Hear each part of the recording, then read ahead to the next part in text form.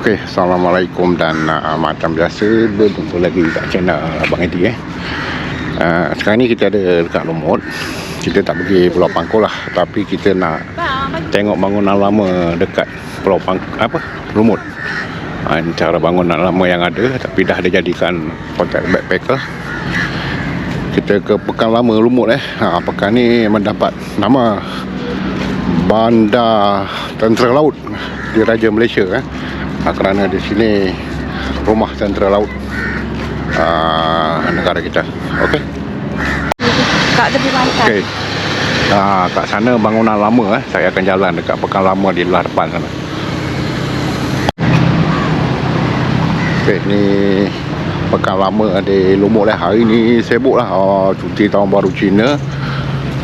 Orang datang, ada yang ke Pulau Pangkor dan ada yang bawa keluarga berjalan-jalan di Lumut ni lah.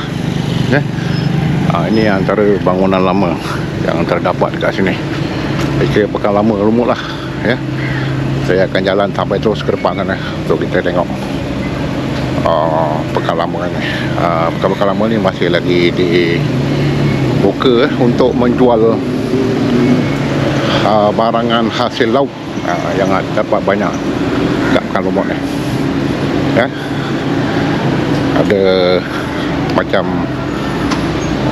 ke situ tu jalan ke jeti Lumut, nak ke Pangkor.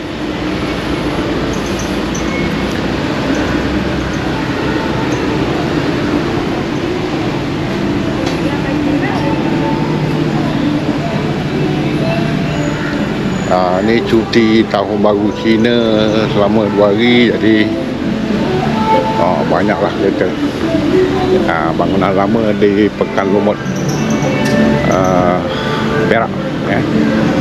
Ini bangunan lama tahun berapa 1940.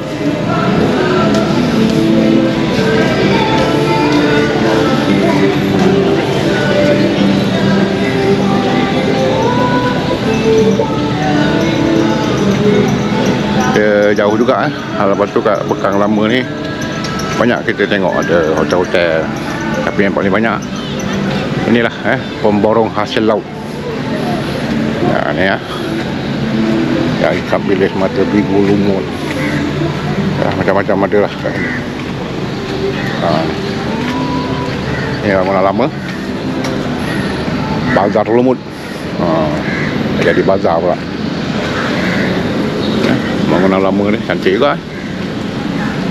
Bangunan lama semua sampai sana.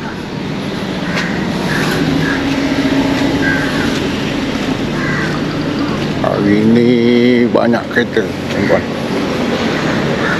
Jadi kena jalan cepat sikit. Bangunan lama hasil laut habis.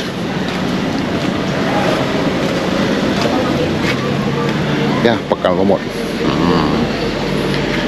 Mari kita sama-sama senjau bau ikan udang, ikan masin.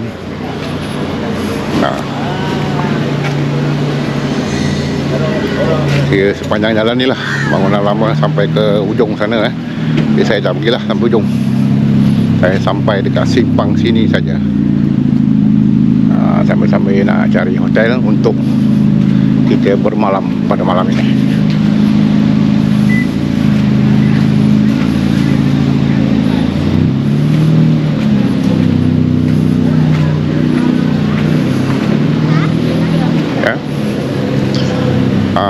Sampai bangunan kuning tu dah kira